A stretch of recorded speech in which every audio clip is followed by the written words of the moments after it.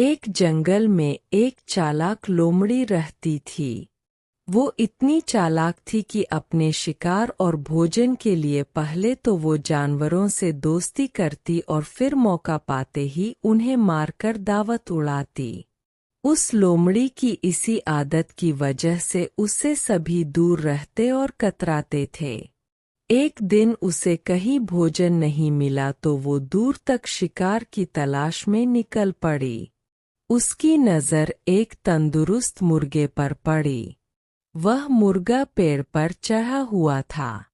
वह लोमड़ी मुर्गे को देखकर सोचने लगी कि कितना बड़ा और तंदुरुस्त मुर्गा है।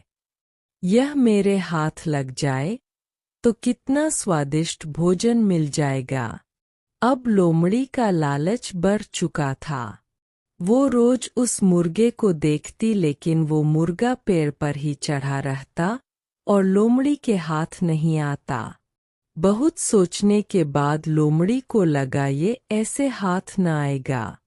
इसलिए उसने छल और चालाकी करने की सोची।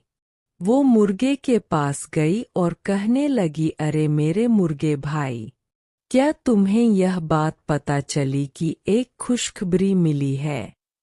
मुर्गे ने कहा, कैसी खुशखबरी? लोमड़ी बोली कि आकाशवाणी हुई है और खुद भगवान ने कहा है, अब से इस जंगल के सारे लड़ाई झगड़े खत्म होंगे। आज से कोई जानवर किसी दूसरे जानवर को नुकसान नहीं पहुंचाएगा और ना ही मारकर खाएगा। सब मिलजुल कर हंसी खुशी से रहेंगे, एक दूसरे की सहायता करेंगे, कोई किसी पर हमला नहीं करेगा। मुर्गे को समझ में आ गया कि हो न हो ये लोमड़ी झूठ बोल रही है।